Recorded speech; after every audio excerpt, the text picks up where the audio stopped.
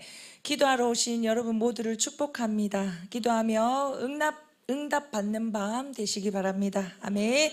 우리 같이 인사합시다. 잘 되고 있습니다. 기도하면 역사가 일어납니다. 잘 되고 있습니다. 기도하면 역사가 일어납니다. 또 인사합시다. 기도하면 기적이 일어납니다. 기도하면 기적이 일어납니다. 아멘, 아멘, 아멘. 여러분, 이런 찬양을 아세요? 기도할 수 있는데 왜 걱정하십니까? 라는 찬양 혹시 들어보셨어요? 아니요, 승엽 리더님 못 들어보셨대요. 우리 그냥 막 걱정하고 염려하면 옆에서 놀린다고.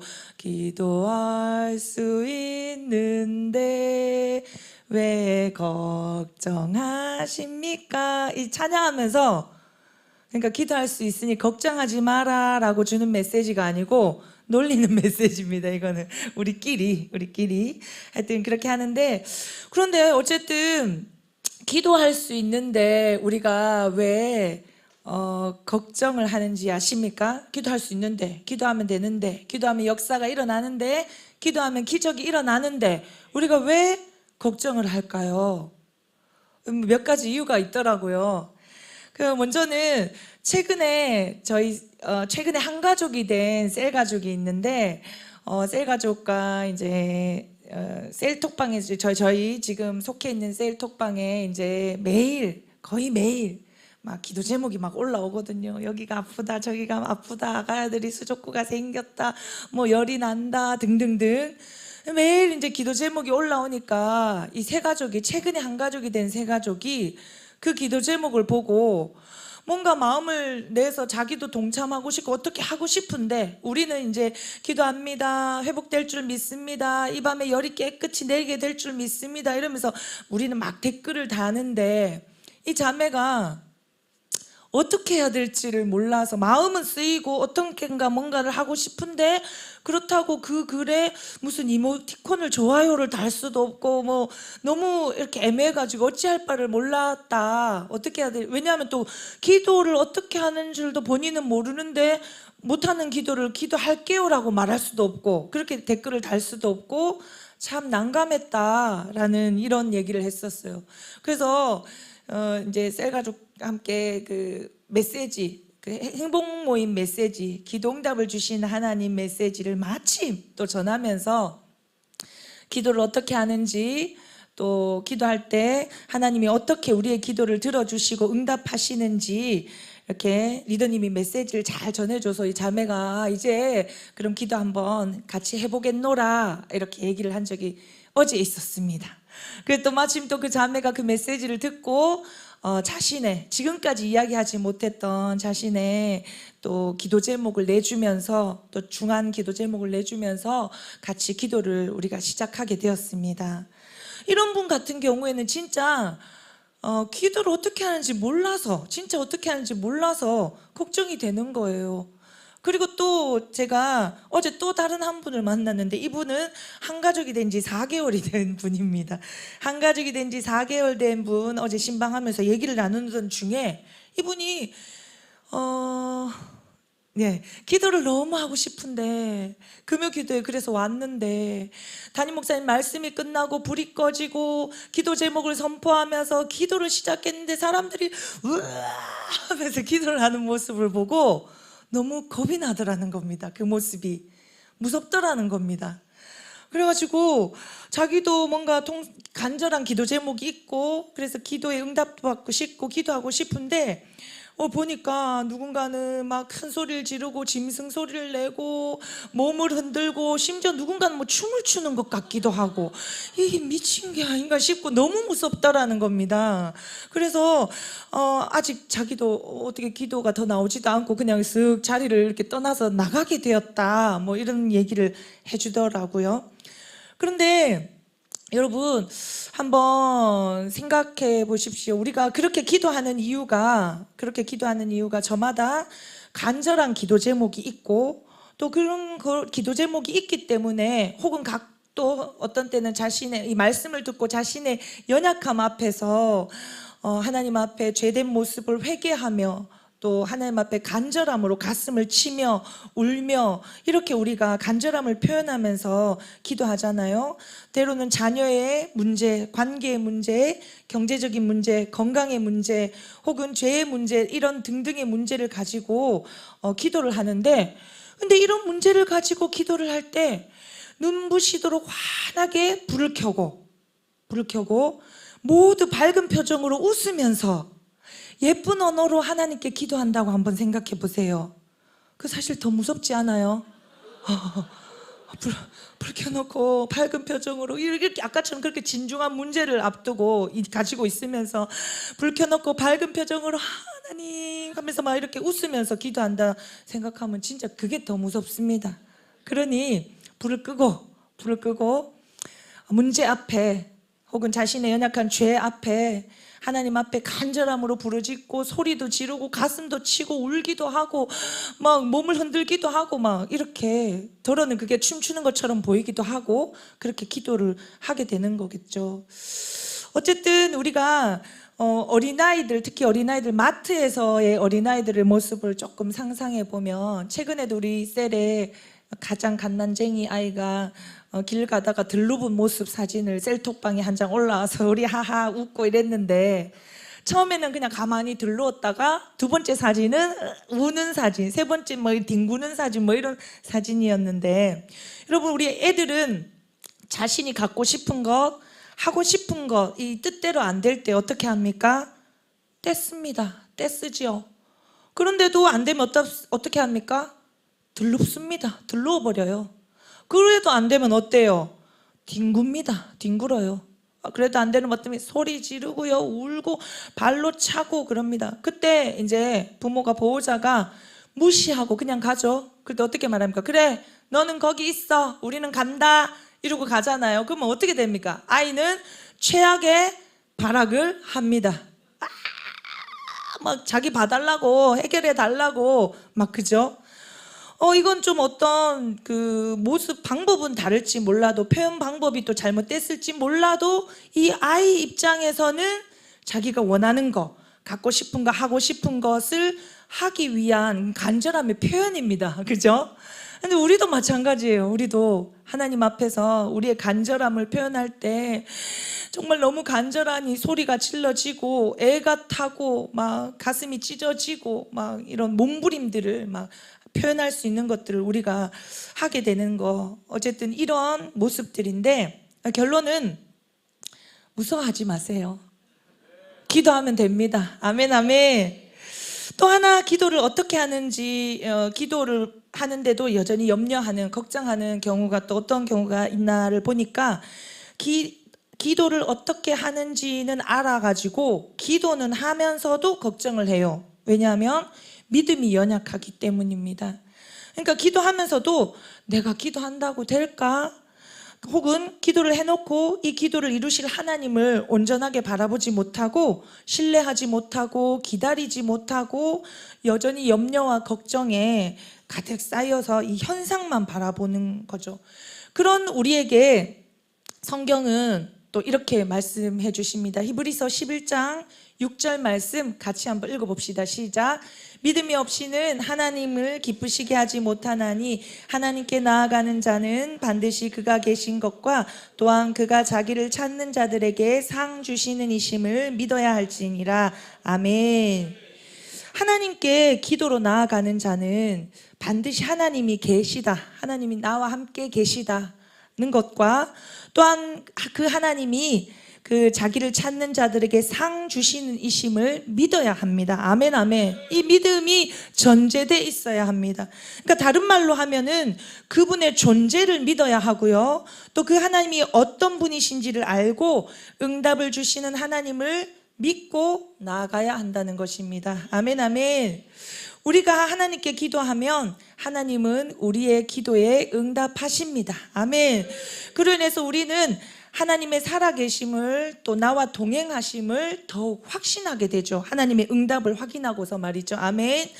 이 응답을 경험하면 하나님과 더 친밀한 관계가 되고 그런 하나님께 계속하여서 우리는 또 구하게 되고 구하는 삶을 살게 되고 하나님의 인도하심을 받는 삶을 이어갈 수 있게 되어집니다. 아멘, 아멘. 기도 응답은 하나님의 입장에서 살아계신 하나님을 우리에게 나타내 보이시는 방편입니다. 그러니 하나님께서는 내가 여기 있다. 나는 죽은 하나님이 아니라 성경책 속에 이스라엘의 역사 속에 갇힌 하나님이 아니라 오늘 우리 가운데, 나 가운데, 여러분 가운데 함께 살아 역사하시며 친밀하게 교제하기를 원하시는 하나님이시다라는 겁니다. 아멘, 아멘. 우리가 우리 자신의 은밀한 죄, 은밀한 생각, 문제들, 남들에게 다 말하지 못하는 어떤 그런 은밀한 것들을 하나님께 들고 나가서 아뢰고 털어놓을 수 있다는 것은 이것 자체만으로도 진짜 엄청난 특권입니다. 그런데 인생의 문제, 고민과 갈등, 이럴 때 어떻게 해야 하고 어디로 가야 할지, 무슨 말을 해야 할지, 무엇을 결정해야 할지 모르겠고 어렵고 두려울 때 하나님 앞에 가지고 나와서 기도로 말씀드리고 하나님과 소통하다 보면 인생의 문제는 물론이고 하나님과 친밀한 관계가 되고 하나님의 주권을 인정하면서 하나님께 집중하게 되고 또 그 하나님에 대한 열정과 사랑이 더욱 생겨나지게 됩니다. 아멘, 아멘. 그래서 인생의 모든 유익이 하나님께로부터 나온다는 것을 인정하게 되고 하나님께 영광을 돌리는 삶을 살게 되어집니다. 그런데 이 모든 것이 무엇에서부터 출발한다고요? 바로 기도입니다. 아멘. 그러면 기도는 언제, 누가 하는 것일까요? 오늘 본문을 같이 한번 봅시다. 본문 13절 말씀을 같이 읽겠습니다. 시작.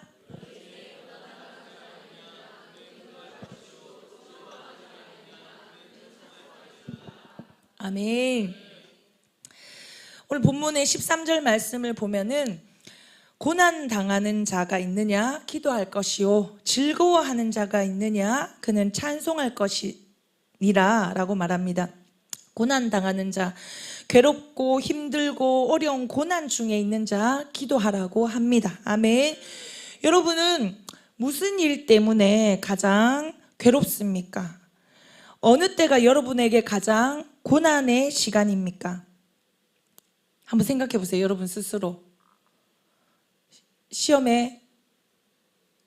시험으로 뭘 준비하는 지체들은 시험에 떨어졌을 때, 승진이 안 되고 회사 업무가 내 뜻대로 안 될 때, 가게를 오픈했는데 영업이 잘 안 될 때, 장사가 잘 안 될 때, 심지어 고백했는데 차였을 때, 이럴 때가 각 사람에 따라서 가장 고난의 시간일 수 있겠지요.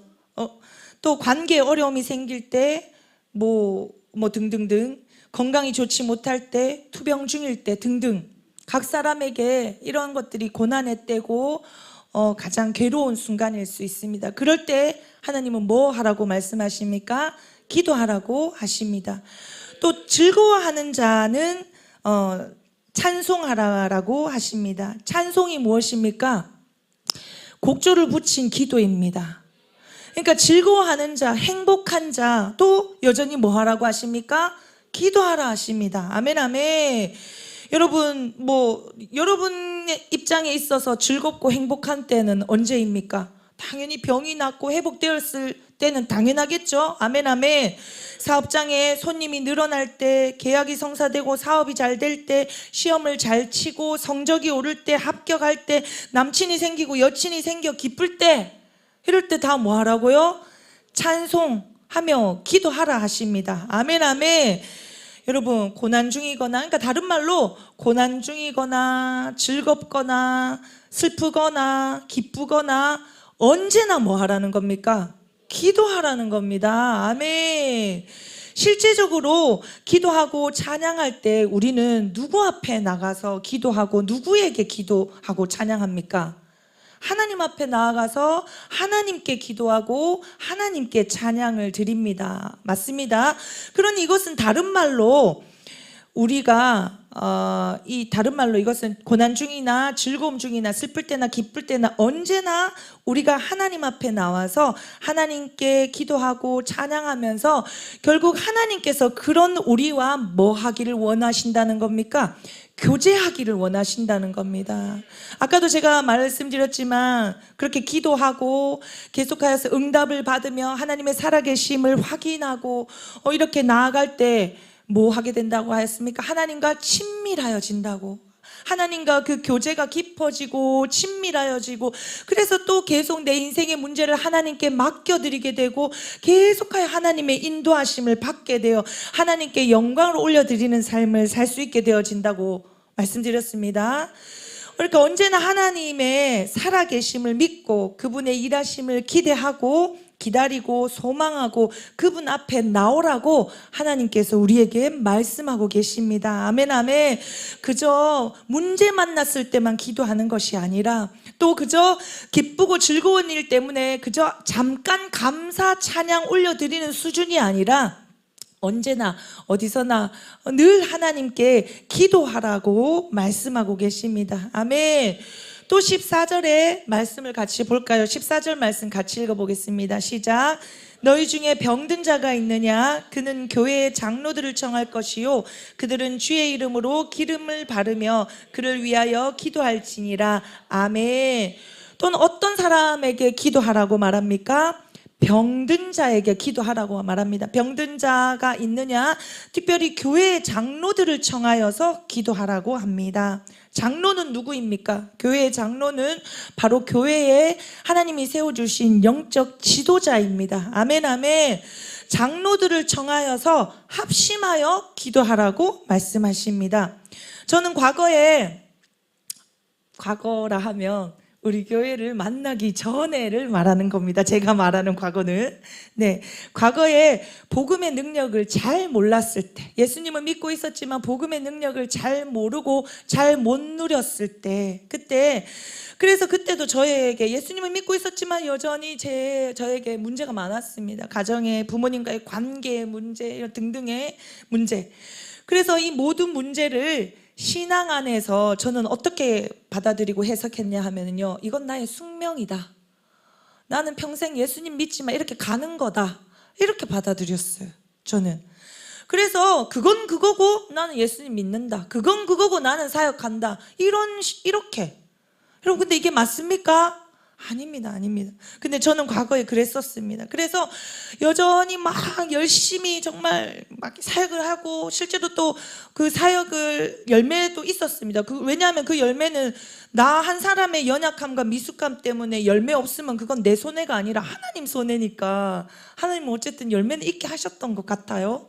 그렇지만 여전히 내 속에 해결되지 않은 이 문제들을 가지고 나는 그거와 이거는 별개라고 생각하면서 그렇게 신앙생활을 심지어 사역을 했었더랬습니다. 그래서 그때 기도 제목을 나눈다는 것이 자연스럽지 못했습니다. 저의 기도 제목을 사람들에게 나눈다는 것.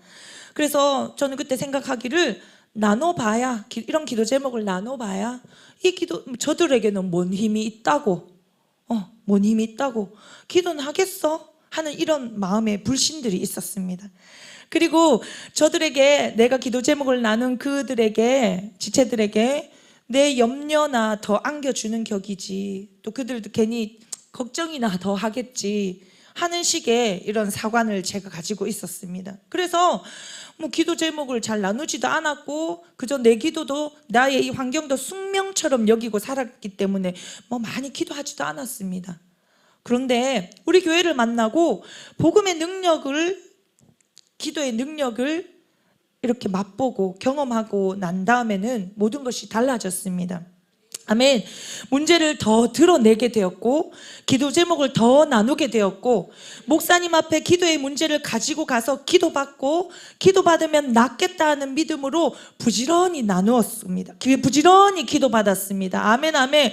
그리고 심지어 실제로 응답도 받았고 또 다른 성도들에게 기도의 제목으로 성도들의 기도의 제목을 들으면 그래서 더 기도했고 또 그들에게 더 기도 제목을 나누며 함께 하기를 또 담임 목사님 앞에 나와서 기도 받을 수 있도록 알려주고 가르쳐주고 용기를 주고 그래서 함께 기도받아서 응답을 받아 누리는 은혜가 있었습니다. 아멘 아멘. 여기 말씀에 보면은 장로들은 교회의 장로들은 그들의 주의 이름으로 기름을 바르며 그를 위하여 기도할지니라 라고 14절에 되어져 있는데 기름을 바르라는 것은 기름 어떤 그 기름 자체에 만병통치약 같은 효험이 있는 것은 아닙니다. 그런데 하나님의 은혜가 임하도록 하는 어떤 상징적인 의미가 있었습니다. 아멘 아멘.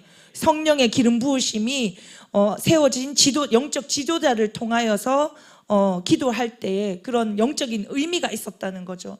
그런데 우리가 병을 치료하기 전에 어쩌면 우리가 많은 그 아플 때 또 특히 또 중환병을 앞두고 병원에 가기 전에 우리 꼭 새 가족들과 함께 와서 담임 목사님 앞에 기도 받잖아요. 그죠?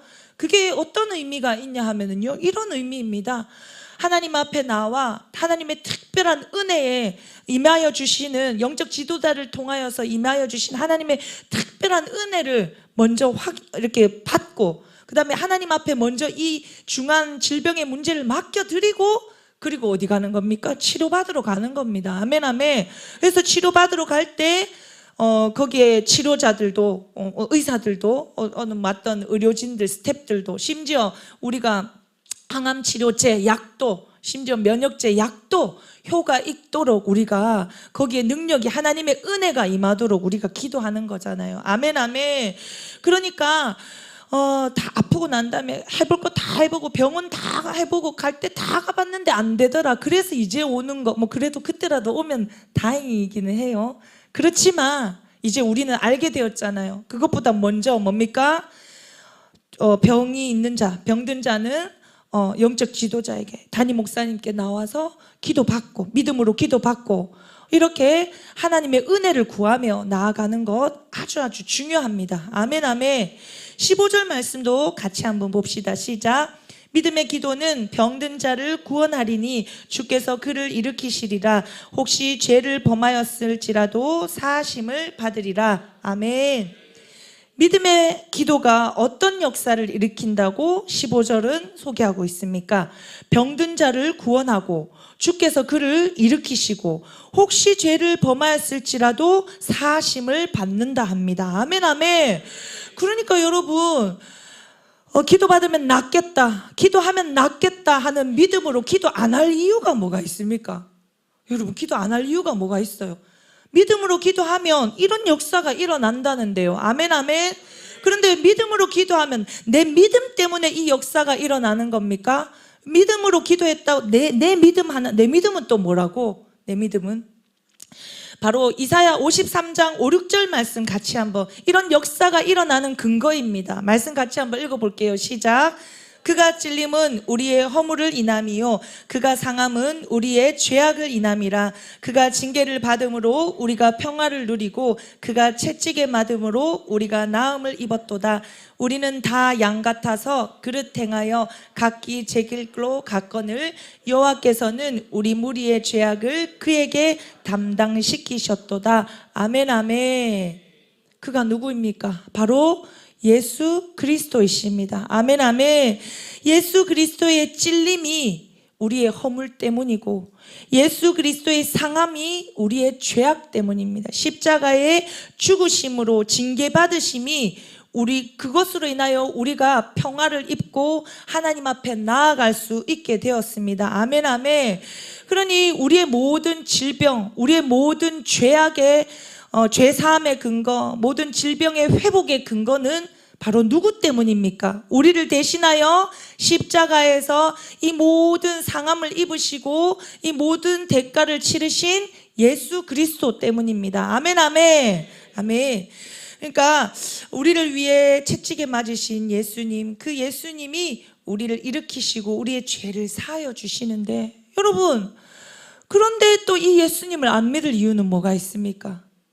이 예수님의 존재를 거부할 이유가 뭐가 있습니까? 여러분, 또 계속해서 말씀 보십시다. 16절 말씀입니다. 시작. 그러므로 너희 죄를 서로 고백하며 병이 낫기를 위하여 서로 기도하라. 의인의 간구는 역사하는 힘이 큼이니라. 아멘.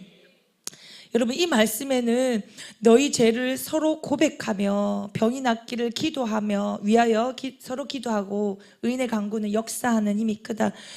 서로를 위하여 서로가 기도하라는 겁니다.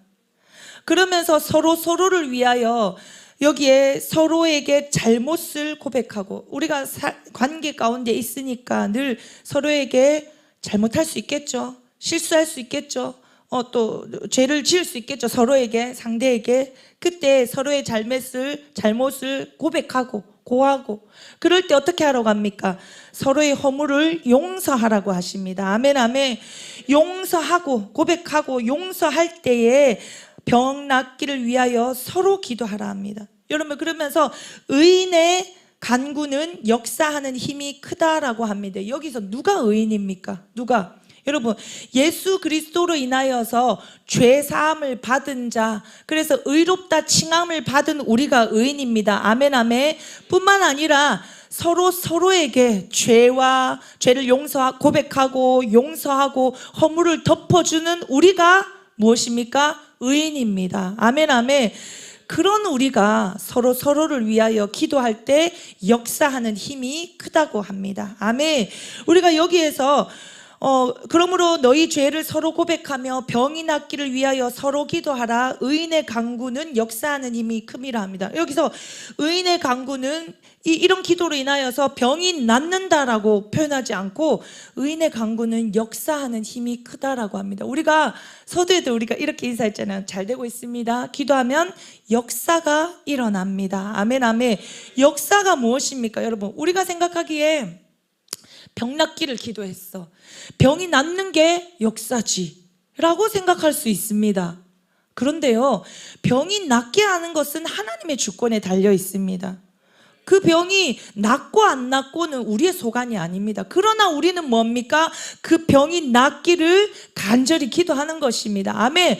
그렇게 합심하여 셀이든 공동체든 가족별로 교회 공동체, 우리 교회에도 중하게 기도하고 있는 많은 것들이 있잖아요. 그죠? 환우들을 위하여서, 또 아까 목사님께서 이식을 위하여, 신수한 형제님을 위하여 또 기도 제목을 또 한 번 더 내어주셨는데, 우리 눈물로 기도하고 있습니다. 간절히 기도하고 있습니다. 그런데요, 여러분, 이 모든 결과는 하나님이 하시는 겁니다. 우리가 기도 많이 했기 때문에 그 다음 순서가 잘 이루어지고, 우리가 기도 덜 했기 때문에 이런 수준이 아닌 것입니다. 그러니까 기도를 하다 보면 우리는 뭡니까? 공동체 하나됨을 경험하게 되고, 하나님의 사랑을 경험하게 되고, 그것으로 인하여서 하나님의 위로를 경험하게 되고, 기도 안 하던 사람이 다른 사람을 위하여 기도하는 사람이 되어지고, 아멘, 아멘. 그리고 아까 또 그 가족들이 하나님 앞에 더 나와 기도하면서 하나님을 더 깊이 만나지게 되고, 아멘, 아멘. 이게 바로 뭡니까? 하나님의 역사입니다. 아멘, 아멘. 그러니까 의인의 기도는 역사하는 힘이 크다, 이런 역사가 일어난다는 겁니다. 아멘. 그러나 우리는 부지런히, 그러니까 우리의 기도의 시작은 병 낫기를 위한 기도였어요. 우리의 기도의 제목은 처음은 그거였어요. 그래서 열심히 부지런히 병 낫도록 기도하였는데, 온 성도가 합심하여 기도하고, 담임 목사님께 기도받으며 기도하고, 기도 제목을 공유하며 기도하고, 이렇게 기도하는데, 결국 이 기도를 통하여 온 교회가 기도하는 교회가 되고, 온 교회가 하나님을 깊이 만나는, 하나님과 더욱 친밀해지는 교회가 되고, 아멘, 아멘. 이것이 하나님의 큰 역사입니다. 아멘. 그리고 그 병이 낫는 것은 당연하고요. 말이요. 이것은 하나님의 역사임이 더 당연하고요. 아멘, 아멘. 그렇게 우리는 계속하여서 이렇게 기도하는 것입니다. 그리고 마지막으로 야고보는 기도에 관한 권면을 하면서 엘리야 이야기를 꺼냅니다. 17절, 8절을 보면은 엘리야 이야기를 꺼냅니다. 같이 한번 읽어보겠습니다. 시작.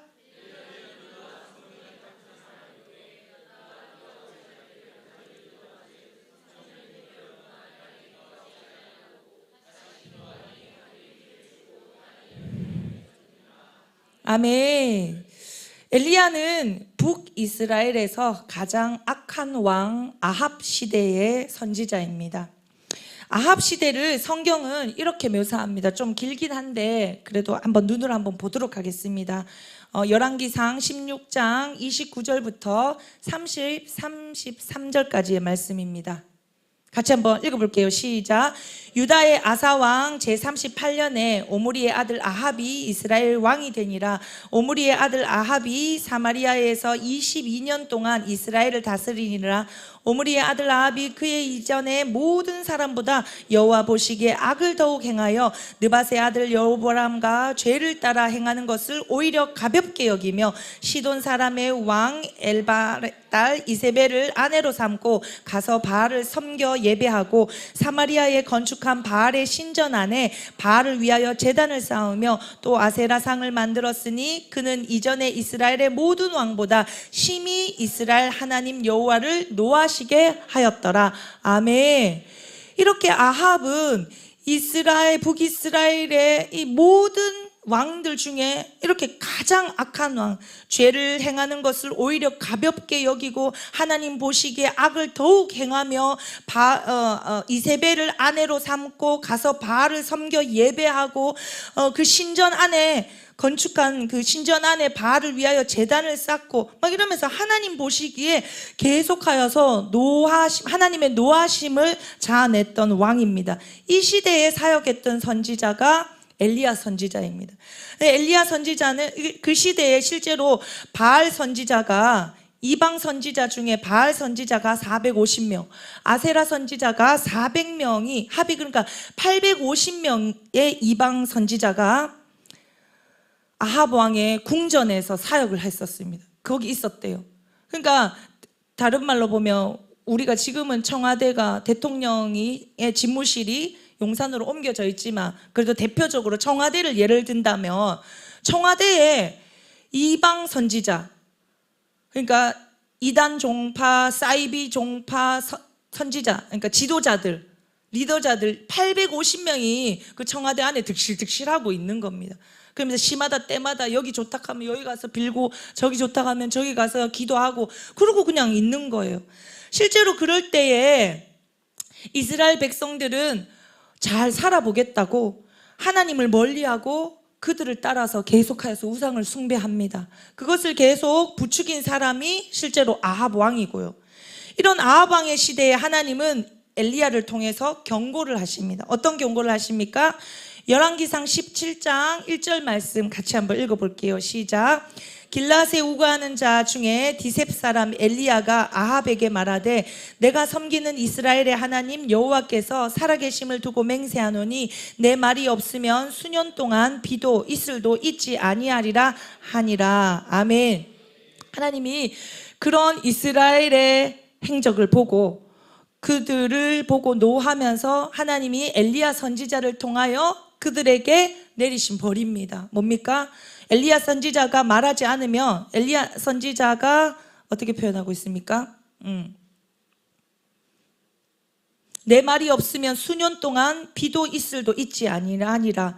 그래서 실제로 어땠습니까? 수년 동안 3년 가까이 3년 6개월 정확하게는 3년에서 뭐 그 사이 실제로 비도 이슬도 있지 않았습니다. 여러분 우리 지금 이제 농번기 한창 수확을 하는 시기잖아요. 그리고 이제 모내기가 끝나고 이렇게 자라고 있는 시기인데 비가 없다고 생각해 보세요. 물이 없다고 생각해 보세요. 뭐 처음에 한 6개월은 모아놓은 댐의 물, 강의 물을 퍼다가 쓸 수 있겠죠?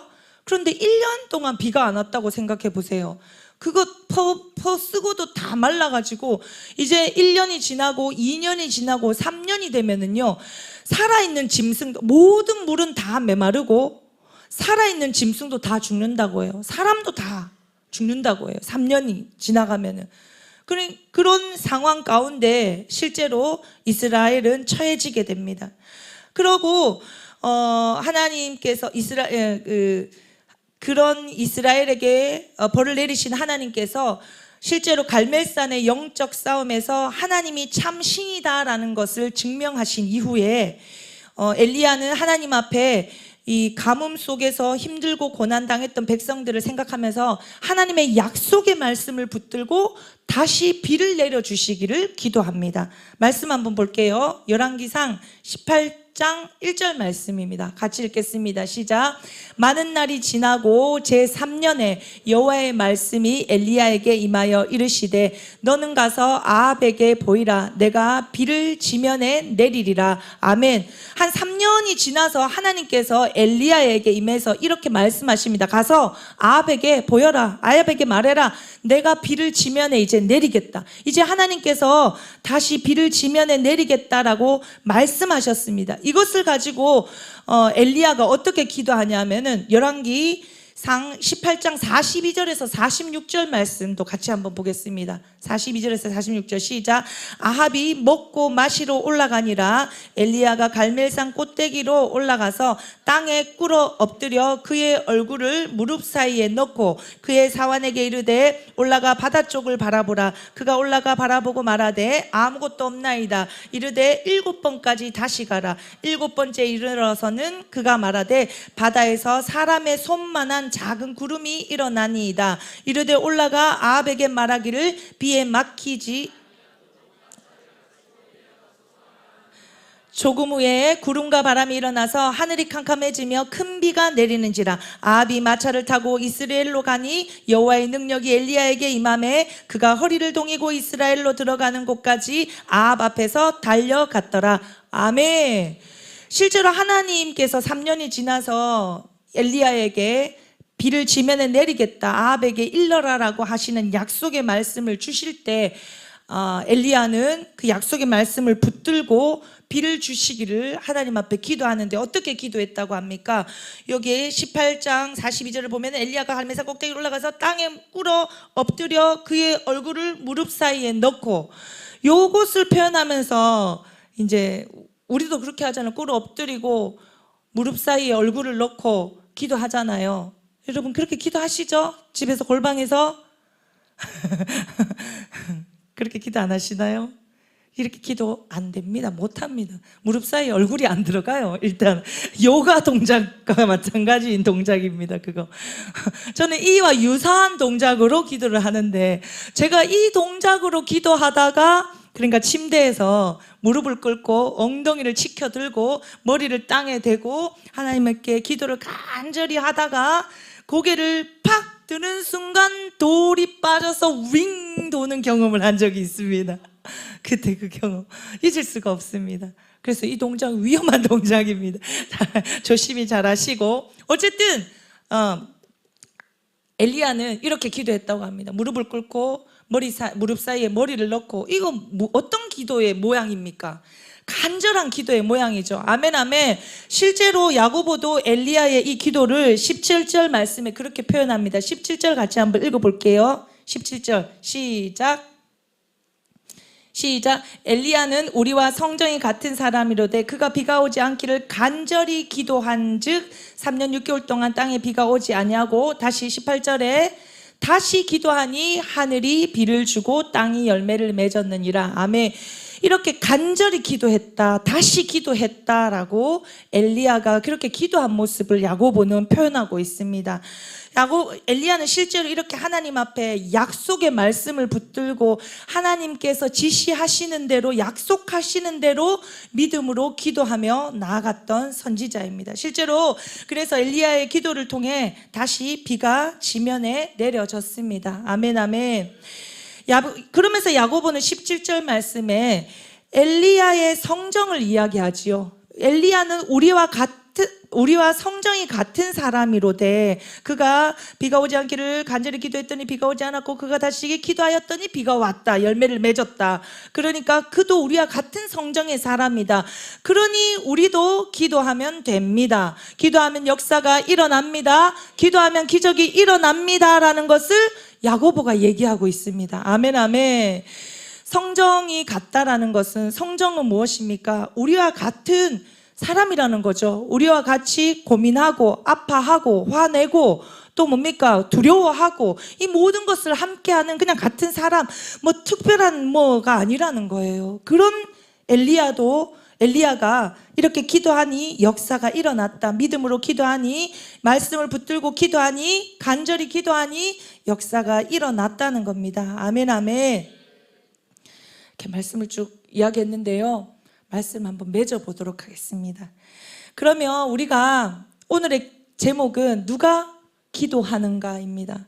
누가 기도하는가? 뭐 오늘 본문에 의하면 고난 중에 있는 자, 즐거워하는 자, 병든 자가 기도한다고 생각할 수 있습니다. 맞습니다. 어떤 이런 문제, 고난 중에 아까도 고난이라는 개개인의 많은 그 고난의 범위가 여러 가지가 있을 수 있는데, 시작은 병고침, 시작은 병을 낫게 하고자 하는 것에서 시작을 했지만, 그런데 여러분, 중한 병을 가지고 있다고 해서 기도를 더 많이 오래 깊게 할 수 있을까요? 더 간절한 기도 제목을 가지고 있다고 해서 더 간절하게 기도할 수 있을까요? 지난번에 제가 훈련을 받으면서, 이번 시즌 훈련을 받으면서 담임 목사님 강의를 들으면서 목사님 하신 이 한 토막의 메시지, 간절한 기도는 간절한 사람이 하는 것이 아니라 훈련받은 자가 하는 것이다라는 메시지가 저는 너무 저의 가슴에 꽂혔습니다. 그래서 오늘 말씀을 준비하면서 저의 핵심 주제는 바로 이것입니다. 기도는요, 고난 중에 있고 즐거워하고 병이 있어서 있는 자, 간절함을 가지고 있는 자가 하는 것이 아니라, 그들도 기도할 수 있습니다. 그런데 한결같지 못합니다. 끝까지 못합니다. 잠시 잠깐을 할 수 있어요. 결국 기도는요, 어떤 자가 하느냐 하면 훈련된 자가 할 수 있습니다. 아멘, 아멘. 기도에 훈련된 자, 끝까지 말씀을 붙들고 기도하는 훈련이 된 자가 믿음으로 기도할 수 있습니다. 아멘, 아멘. 왜냐하면 중한 기도의 제목을 가지고 기도는 시작했지만 여러분, 금세 지칩니다. 응답이 더디고 변화되는 것은 없고, 오히려 엎친 데 덮친 격으로 더 힘들 때 기도의 줄을 놓게 됩니다. 그러면 이 원리를 오해한다면 간절함이 있다고 기도가 깊어지고 간절해집니까? 아닙니다. 결국은 뭡니까? 훈련된 자, 말씀을 붙들고 기도하는 훈련이 된 자, 하나님이 계시고 반드시 그를 찾는 자에게 상 주시는 이심을 믿고 믿음으로 훈련된 자가 기도할 수 있다는 겁니다. 아멘, 아멘. 여러분, 그런 의미에서 오늘 금요 기도회는 이렇게 기도 훈련하기에 딱 좋은 자리입니다. 아멘, 아멘. 제가 마침 기도를 하고 내려가면 인도자가 나와서 찬양을 하고 기도 인도를 시작하잖아요. 또 제가 올라오기 전에도 마침 찬양을 할 때 다 함께 주여 외치면서 기도하시겠습니다 할 때, 주여 외치고 기도하시겠습니다 할 때 주여 외치고 기도하는 거, 그거 훈련입니다. 그런데 주여 외치고 기도하시겠습니다 하면서 모두 다 뭐 주여 외치고 기도하는데 가만히 있는 거, 무슨 생각하시는 거예요 그때? 주여 외치고 기도합시다 할 때 기도하는 겁니다. 주여 외치는 겁니다. 두 손 들고 기도합시다 할 때 두 손 들고 기도하는 겁니다. 오늘 말씀을 붙들고 기도합시다 할 때 말씀을 붙들고 기도하는 겁니다. 이게 바로 기도의 훈련, 말씀의 훈련. 결국 이런 기도의 훈련이 된 자가 간절할 때, 고난을 만날 때, 즐거울 때, 병을 만날 때 끝까지 기도할 수 있습니다. 아멘, 아멘. 그래서 오늘 여러분들이 들려주시는 말씀을 붙들고 던져주시는 기도 제목을 붙들고 큰 소리를 내어 기도하기를 원합니다. 울어도 좋습니다. 몸을 흔들어도 좋습니다. 짐승 소리가 나도 좋습니다. 우리의 기도에 응답하실 주님, 찾는 자에게 상 주실 주님을 믿고 나아가는 그런 기도의 사람이 되기를 바랍니다. 아멘, 아멘. 간절한 기도의 제목이 있는 자, 응답하실 약속의 말씀을 붙들고 기도의 자리에 나아가서 더욱더 하나님을 만나는 기도의 밤 되시기를 바랍니다. 아멘.